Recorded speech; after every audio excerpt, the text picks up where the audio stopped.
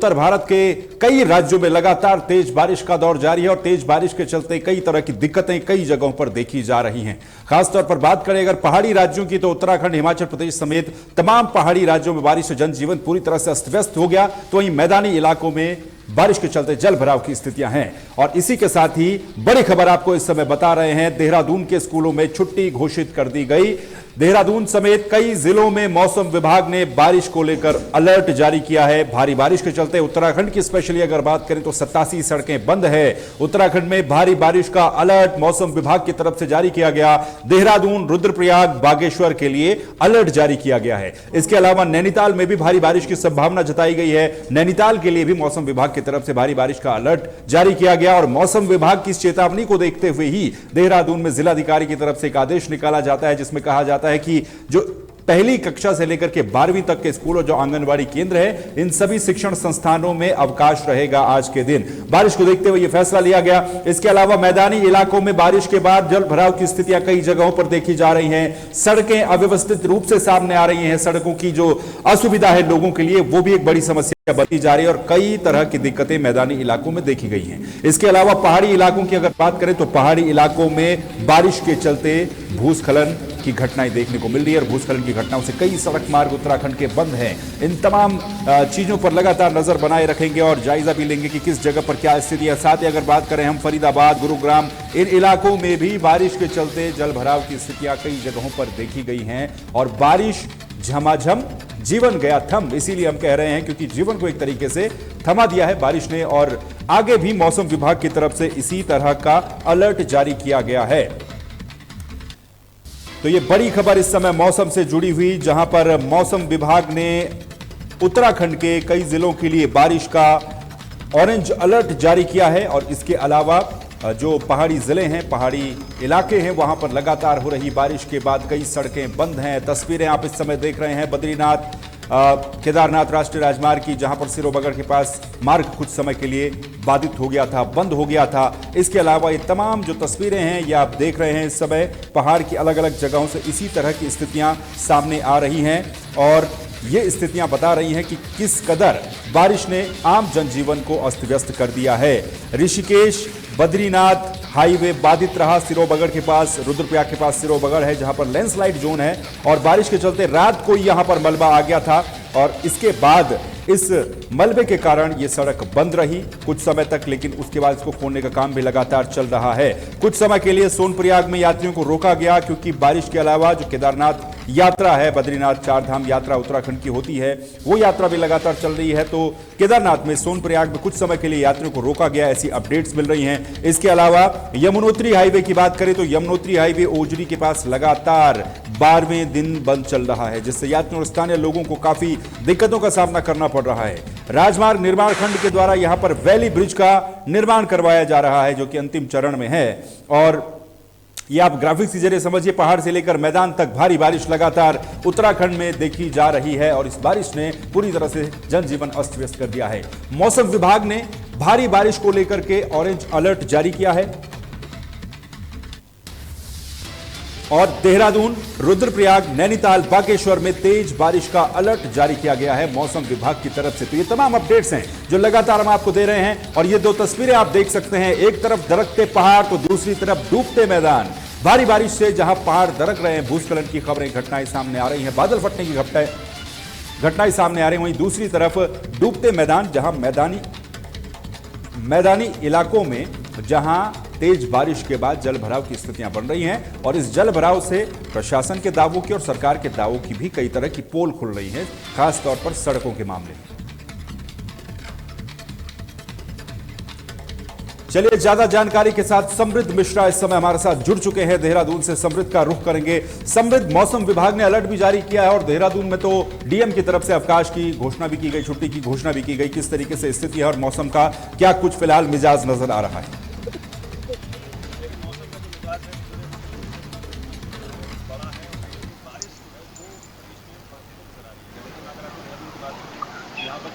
मौसम विभाग की ओर से येलो अलर्ट जारी किया गया। साथ ही में बाकी 3 और राज्य भी ऐसे हैं जहां पर जो है ऑरेंज अलर्ट और येलो अलर्ट खासतौर पर चलिए समृद्ध, समृद्ध आपका ऑडियो साफ नहीं आ पा रहा है, आप प्लीज थोड़ा अपना ऑडियो चेक कर लीजिए, दोबारा आपका रुख करेंगे। तो समृद्ध मिश्रा हमारे संवाददाता जो कि ग्राउंड जीरो पर ही मौजूद हैं, आप अपना तब तक ऑडियो देख लीजिए। तो ये तस्वीरें भी आप देखिए, ये सिरोबगढ़ की तस्वीरें हैं जहां पर मार्ग बाधित रहा, हालांकि इसको खोलने का प्रयास लगातार किया जा रहा है और प्रशासन की तरफ से उसे खोलने का काम लगातार किया जा रहा है। तो गढ़वाल मंडल के साथ साथ कुमाऊं मंडल में भी बारिश का अलर्ट जारी किया गया है, जिसमें बागेश्वर और नैनीताल जिला शामिल है। यहां पर लगातार बारिश भी पिछले काफी दिनों से हुई, काफी दिक्कतों का सामना भी लोगों को करना पड़ा। शेर अफगान का रुख कर लेते हैं, इस समय हल्द्वानी से हमारे साथ जुड़ चुके हैं। शेर अफगान, मौसम विभाग का अलर्ट जारी किया गया, इसमें नैनीताल और बागेश्वर के लिए भी अलर्ट बताया गया। क्या कुछ स्थितियां फिलहाल हल्द्वानी नैनीताल वाले क्षेत्र में है और बारिश से कितना प्रभाव पड़ता हुआ नजर आ रहा है?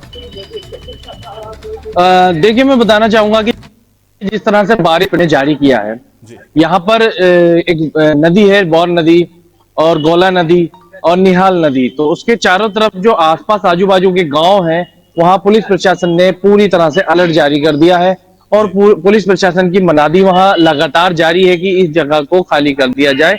बाढ़ संभावित क्षेत्रों में जहां जहां पर है, पुलिस प्रशासन वहां मनादी कर रहा है। लेकिन एक खास बात यह है कि सड़कों की जो पोल खुली है जी, उससे प्रशासनिक जो अमला है, उसके जो दावे थे कि हम बरसात से पहले तैयारी कर चुके हैं, उसकी बहुत जबरदस्त करके पोल खुली है। आप देख सकते हैं कि आपको फुटेज में भी देखने को मिल रहा है कि जहां जहां सड़कें हैं, सड़कों में जल भराव, हल्द्वानी जल भराव की स्थिति से बहुत ज्यादा गुजर रहा है। आप देख सकते हैं हल्द्वानी में जगह जगह पर जल भराव की जो है एक स्थिति पैदा हो रही है। उसको लेकर के सरकार की और जो प्रशासन की है पोल खुलती नजर आ रही है। लेकिन वहीं पर कहीं ना कहीं जो मौसम विभाग की जो भविष्यवाणियां है, जो मौसम विभाग अपना जो अलर्ट जारी करता है, वो भी सही साबित होता नजर आ रहा है। जी बिल्कुल, मौसम विभाग का जो अलर्ट है वो सही साबित हो रहा है। लेकिन आपने बात की प्रशासन और जो लोक निर्माण विभाग है इसकी पोल खोलने की, तो हम अक्सर देख रहे हैं कि कई जगहों पर न सिर्फ हल्द्वानी बल्कि ऋषिकेश, देहरादून, कई जगहों की स्थितियां यही है। जो सड़क बनाने वाले जिम्मेदार होते हैं वो ठीक ऐसे समय पर इन सड़कों को खोद कर चले जाते हैं जब मानसून आने वाला होता है। उससे पहले तक 4-5 महीना पूरा ऐसे ही बीत जाता है, लेकिन सड़कों को ऐन वक्त पर तब खोदा जाता है जब मानसून आने वाला होता है। और मानसून जब आता है तो स्थितियां ये होती है कि उन गड्ढों की वजह से कई हादसे भी हो जाते हैं। ये आप देख सकते हैं अक्सर उन गड्ढों की वजह से ही 99% हादसे हो रहे हैं जी। लेकिन कोई भी उनकी जिम्मेदारी लेने को तैयार नहीं होता है। आप देखिए, सोचने वाली बात है कि जब आपको मालूम है कि 15 जून एक मानसून का टाइम है, कि 15 जून को मानसून आ जाता है, लेकिन आप उस 15 जून से पहले जो आपके जो 4 महीने से पहले जो काफी 8 महीने का टाइम बचता है, आप उन 8 महीने में कोई तैयारियां नहीं करते हो ग्राउंड जीरो पर। लेकिन आप देखिए कि जब 15 जून मानसून आ जाता है, मानसून आने के बाद ही आपको गड्ढे खोदने की याद आती है, आपको सड़कों की याद आती है कि भाई मानसून आने वाला है, आ चुका है, उसको करते हैं। लेकिन नहीं, ऐसा नहीं होना चाहिए। इससे आपकी पोल खुल रही है, इससे आपकी जो धरातल पे जो कार्य होने चाहिए वो नहीं हो पा रहे हैं। वो कार्य ना होने की वजह से कई लोगों की जान भी चली जाती है।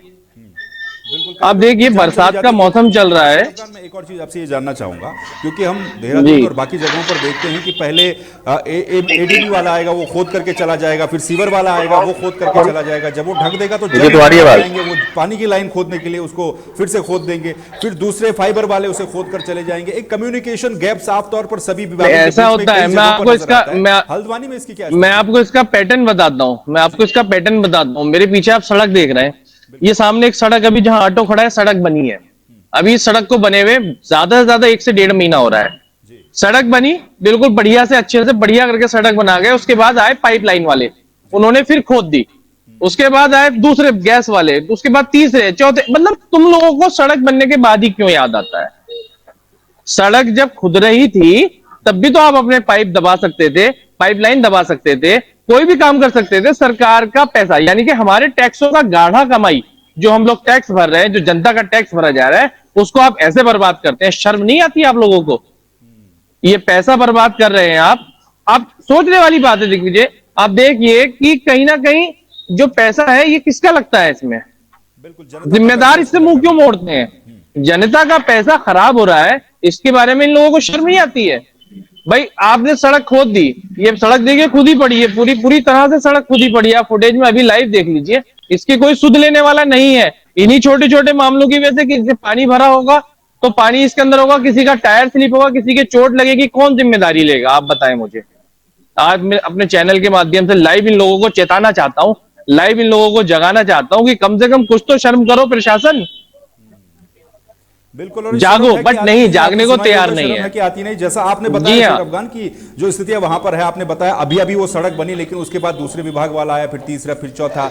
इस तरह के क्या बिल्कुल। हादसे भी इससे पहले देखे गए हैं? क्योंकि बहुत जगहों पर इन वजहों से बहुत सारे हादसे भी हुए हैं। उसको लेकर के क्या रिकॉर्ड कहता है हल्द्वानी? देखिए, मैंने अभी कुछ दिन पहले खबर भेजी थी हल्द्वानी से, ठीक है। वहां हादसों का गढ़ बन चुका था वो, वहां पर गड्ढे खोद के मिट्टी जो है सड़क के किनारे डाल दी थी। अब रात में अंधेरा हो रहा है, सामने से लाइट पड़ रही, इधर से बाइक वाला जा रहा है, उधर मिट्टी का गड्ढा खुदा हुआ है, वो उसमें गिर गया जा करके, हादसा हो गया। क्योंकि रात में जब सामने से लाइट पड़ती है तो साइड का कुछ नहीं दिखता है। अभी हमने 15 से 20 दिन पहले ही खबर भेज करके यहाँ उसको चलाया था, तो प्रशासन ने उस पर संज्ञान लिया और उन गड्ढों को फिल करने का काम किया। हमारी खबर का असर भी हमने चलाया था। बिल्कुल। और खबर का असर तब होता है, प्रशासन तब जागता है जब कोई एक आध घटना वहां पर हो जाती है। और जैसा कि शेर अफगान ने बताया, हल्द्वानी की स्थिति क्या है, वहां पर सड़कों की स्थिति क्या है। और सड़कों के अलावा अगर बात करें शेर अफगान, क्योंकि बरसात के समय में हल्द्वानी में गौला नदी है, तमाम तरह की स्थितियां होती है। बाढ़ नियंत्रण को लेकर के क्या तैयारियां हैं? नदी के आसपास रहने वाले लोगों के लिए, झुग्गी झोपड़ियों के लिए इस तरह क्या तैयारियां की गई है प्रशासन सरकार की तरफ से? प्रशासन मुस्तैद नजर तो आ रहा है, मुनादी कर रहा है, वहां अनाउंसमेंट करके उन लोगों को सचेत किया जा रहा है, लेकिन पूरी तरह से हमको तैयार नहीं लग रहा है। हर साल की वही कहानी, हम तो बचपन से देखते चले आ रहे हैं। मुनादियां होती हैं, उसके बावजूद भी जनहानि होती है। आखिर क्यों? आज तक ये सवाल का जवाब नहीं मिल पाया। हाँ बिल्कुल। और सड़कों की स्थिति आप दिखाई चुके हैं। बहुत बहुत शुक्रिया शेर अफगान इस पूरी जानकारी के लिए और इन समस्याओं को सामने रखने के लिए। तो शेर अफगान जो हल्द्वानी की गलियों से, हल्द्वानी की सड़कों से आपको स्पष्ट तौर पर ये दिखा रहे हैं कि बरसात के समय में मौसम विभाग की चेतावनी है, इतनी भयंकर बारिश हो रही है। आगे भी मौसम विभाग कह रहा है कि बहुत तेज बारिश आने वाली है, लेकिन उसके बावजूद भी जो सड़कों को खोदने का समय है, उसकी जो टाइमिंग है, वो ठीक तब होती है जब बरसात आने वाली होती है। इसका नतीजा यह है कि कई जगहों पर खुदी सड़कें लोगों के लिए परेशानी का सबब बन रही हैं। इन गड्ढों की वजह से हादसे होते हैं और इन हादसों की वजह से लोगों को नुकसान झेलना पड़ता है। ये स्थिति हल्द्वानी की नहीं बल्कि उत्तराखंड के कई जगहों की, जिसमें देहरादून, ऋषिकेश, कोटद्वार, इस तरह की जगहें शामिल है, जहां पर सीवर के नाम पर, कभी पेयजल के नाम पर, कभी गैस पाइपलाइन के नाम पर लगातार सड़कों को खोद रहे हैं। लेकिन जिम्मेदार खोद तो रहे हैं, वो ये कह तो रहे हैं कि ये विकास हो रहा है, विकास के लिए इसको खोदा जा रहा है, लेकिन उसकी टाइमिंग क्या है, उसका ऑप्शन क्या है, ये नहीं बताया जा रहा। तो ये स्थितियां लगातार समृद्ध के पास जाने की कोशिश करेंगे। समृद्ध मिश्रा देहरादून से जुड़ चुके हैं हमारे साथ। समृद्ध, क्या स्थिति देहरादून में है, पहले तो मौसम को लेकर, और उसके बाद क्योंकि अभी हमने हल्द्वानी की तस्वीरें देखी, खुदी हुई सड़कें हैं, व्यवस्थाएं क्या हैं, फिलहाल मौसम को लेकर क्या अपडेट आपके पास है? बिल्कुल, मौसम को लेकर देखिए, मौसम विभाग ने साफ तौर पे देहरादून के अंदर भी येलो अलर्ट जो है वो जारी कर दिया है। ऐसे में देखिए, सबसे बड़ी समस्या जो मौसम विभाग की ओर से दी गई है वो यही है कि देखिए, अगर आप कहीं भी निकल रहे हैं तो पहले जो है IMD के ऐप के जरिए सारी चीजों को मुहैया कर ले और जान ले कि आखिरकार क्या मौसम रहने वाला।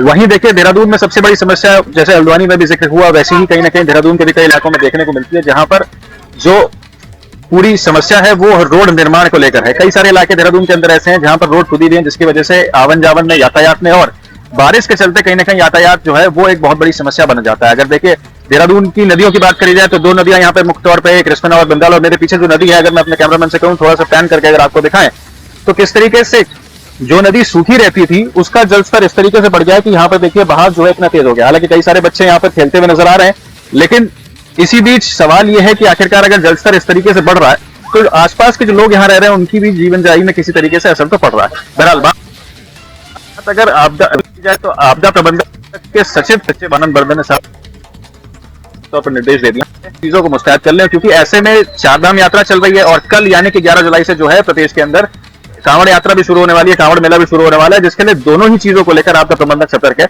और मौसम में किस तरीके से बचाव किया जा सकता है और आने वाली समस्याओं को किस तरीके से टैकल किया जा सकता है, इसी को लेकर अभी सरकार यहाँ काम कर रही है। लेकिन सारी बातें वहीं आके रुक रही है कि आखिरकार मौसम ने एकदम से जो अपना मिजाज बदला है, जिसके बाद कई सारे इलाके ऐसे हैं जहां पर बारिश बहुत तेजी से हो रही है और जो यातायात है, लोगों को जो जीवन शैली है उसमें किसी तरीके से प्रभाव डाल रही है। जी दिग्विजय। समृद्ध, सड़कों को लेकर क्या अपडेट है, क्योंकि मौसम विभाग कह रहा है कि अगले 2-3 दिनों तक ऑरेंज अलर्ट कई जिलों में जारी किया गया है। पिछले कुछ दिनों से भी लगातार जारी है बारिश। यमुनोत्री, गंगोत्री में हम देख रहे हैं कई समय से वहां पर कई सारी सड़कें बंद है। चारधाम यात्रा मार्ग को लेकर के और प्रदेश की सड़कों को लेकर के क्या अपडेट, क्या स्थिति फिलहाल है? देखिए, अगर पहाड़ी क्षेत्रों की बात करी जाए, पर्वतीय क्षेत्रों की बात करी जाए, तो कई सारे इलाके ऐसे हैं जहां लैंडस्लाइड भूस्खलन के चलते जो है यातायात बाधित हुआ है और रोड पर उसका खासतौर पर असर पड़ा, क्योंकि कई सारे इलाके ऐसे हैं जहां पर मलबा गिर गया। वहीं अगर राजधानी देहरादून की बात करी जाए तो कई सारी सड़कें ऐसी हैं जहां पर जलभराव की समस्या पैदा हो रही है। बारिश में पानी की जो निकासी है उसका कोई अभी पुख्ता इंतजाम जो है देहरादून राजधानी के अंदर नहीं है। हालांकि लगातार ये बातें कही जा रही थी कि देखिए इसको लेकर नगर निगम कार्य कर रहा है, लेकिन यातायात में सड़क ही एक ऐसा माध्यम होता है, चाहे ऊपरी पहाड़ी क्षेत्रों की बात करी जाए या राजधानी देहरादून की बात करी जाए, अगर वही बाधित होगी तो लोग आखिरकार अपने कामकाज पे या अपनी रोजमर्रा की जिंदगी में कैसे आगे बढ़ेंगे। वहीं अगर देहरादून की बात करी जाए, कई सारे जैसा अभी हाल हमारे संवाददाता ने हल्द्वानी से बताया, वैसा ही कुछ हाल देखिए देहरादून के भी अंदर देखने को मिलता है, जहां पर जो है रोडों के निर्माण कार्य के नाम पे जगह जगह गड्ढे तो खुदे हैं, लेकिन वो निर्माण कार्य पूरे नहीं हो पा रहे हैं, जिसकी वजह से लोगों को समस्याओं का सामना करना पड़ रहा है। वहीं बात अगर देखिए ऊपरी पहाड़ी इलाकों की करी जाए तो कई सारे इलाके ऐसे हैं जहां पर, जैसे कि मैंने जिक्र करा कि मलबा गिरने से जो यातायात है उस पर सीधे तौर पर असर पड़ रहा है, और जो चारधाम यात्रा चल रही है प्रदेश के अंदर उस पर भी किसी न किसी तरीके से सुचारू रूप से उस पर असर पड़ते हुए दिखाई दे रहा है। जी देखिए, तो कुछ दिन पहले हमने ऋषिकेश की तस्वीरें देखी थी जहां पर, क्योंकि वहां भी लोग खुदी हुई सड़कों से परेशान, और ये खुदी हुई सड़कें अब बरसात के समय में और दिक्कत तब देती हैं जब बच्चों के भी स्कूल खुल जाते हैं, तमाम तरह के काम होते हैं, लोगों को अपने ऑफिस जाना होता है। एक तो बरसात को झेलें, दूसरा गड्ढों को देखेंगे, कहाँ आपकी गाड़ी दोपहिया है चाहे चौपहिया वाहन है, कहाँ जमीन के अंदर धंस जाए कुछ पता नहीं चलता। सवाल यह है कि ऋषिकेश में हमने कुछ दिन पहले तस्वीरें देखी थी, वहां के मेयर जब गए तो लोगों ने उनके सामने मुर्दाबाद के नारे लगाए, उनकी गाड़ी को रोक दिया। देहरादून में भी ऐसी स्थिति है, नगर निगम काम तो कर रहा है, कह रहे हैं ये विकास कार्य है, लेकिन उसकी टाइमिंग क्या है, उसके लिए आपने ऑप्शन क्या चुना है कि भाई अगर तेज बरसात आ गई, जो सड़कें आपने खोदी हैं कीचड़ हो गया, या फिर वहां पर जो गड्ढे हैं वो भर नहीं पाए, वहां जल भराव हो गया, तो आप बैकअप में क्या करेंगे? ये प्लान कहीं कुछ दिखता है?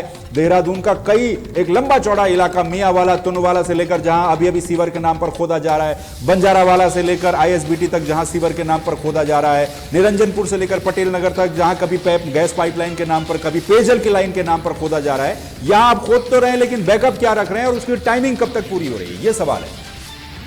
देखिए दिग्विजय, बिल्कुल सही प्रश्न है आपका कि कई सारे अधिकतम इलाके देहरादून शहर के अंदर ऐसे हैं जहां पर इस तरीके की समस्या है। रोड निर्माण कार्य के नाम पे देखिए, कहीं चौड़ीकरण के नाम पे तो कहीं सीवर लाइन के नाम पे जगह जगह जो है रोडों को खोदा गया, लेकिन जब उनसे पूछा जाता है अधिकारियों से और जो नगर निगम के लोग हैं उनसे पूछा जाता है कि आखिरकार ये कब तक समाप्त होगा, कब तक इसको पूरा कर लिया जाएगा, तो उनका ये कहना है कि देखिए इसको बारिश से पहले समाप्त कर लिया जाएगा। अब बारिश जो है आ चुकी है, लेकिन उसके बावजूद भी जो है कई सारे अधिकतम इलाके ऐसे हैं जहां पर ये समस्या लगातार बनी हुई है। लोगों को गड्ढों की समस्या हो रही है, कीचड़ की समस्या हो रही है, यातायात में परेशानियां हो रही हैं, जिसके चलते कहीं ना कहीं जो एक्सीडेंट का रेट है वो भी बढ़ते हुए नजर आ रहा है। बहुत सारे लोग ऐसे हैं जो अपनी रोजमर्रा की जिंदगी में इन सब चीजों से जूझ रहे हैं। जानकारी के लिए तो तमाम तरह की दिक्कतें हैं, तमाम तरह की समस्याएं जो समृद्ध भी गिना रहे हैं, और लगातार हम भी आपको गिना रहे हैं कि बारिश तो है, बारिश एक कुदरती प्रोसेस है, इससे प्राकृतिक आपदा आती है और प्राकृतिक आपदा से जनता परेशान है, लेकिन जो आपदाएं सरकार, प्रशासन, नगर निगम ये छोड़ के चले जाते हैं, जल भराव की, सड़कों की, तो इन समस्याओं से कैसे निपटा जाए, तो ये कई तरह के सवाल उठते हैं। अब हम विक्रम भारद्वाज का रुख करेंगे फरीदाबाद से, हमारे संवाददाता हमारे साथ जुड़ चुके हैं हरियाणा से। विक्रम, हरियाणा को लेकर के क्या स्थिति है, फरीदाबाद में क्या स्थिति है?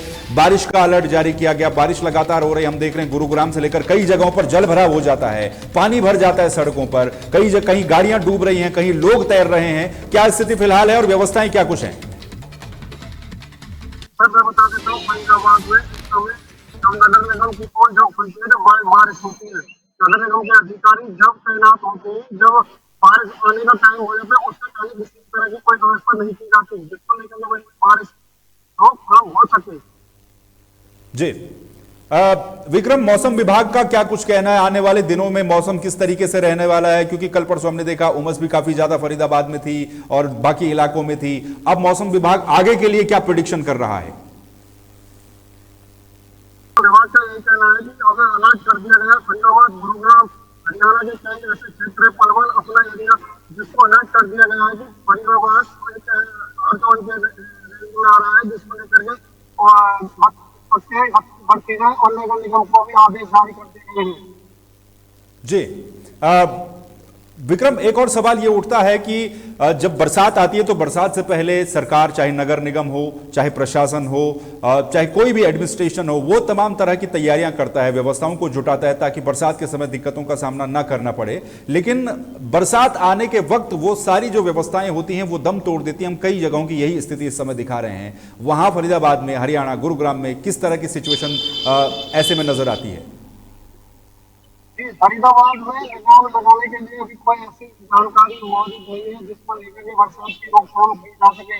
जबकि सीवर है वो बंद हो जाते हैं बारिश के आने के, उसके बाद इसके बंद होने के बाद जब जनता आक्रोश में आती है, जब जाकर वो सीवर खोले जाते हैं और खड्डों की भरपाई की जाती है। लेकिन नगर निगम इतनी लापरवाही बरत रहा है जिस पर लेकर के कहा नहीं जा सकता। लोग परेशान हो जाते हैं और कहीं ना कहीं एक्सीडेंट की बात सामने आती रहती है।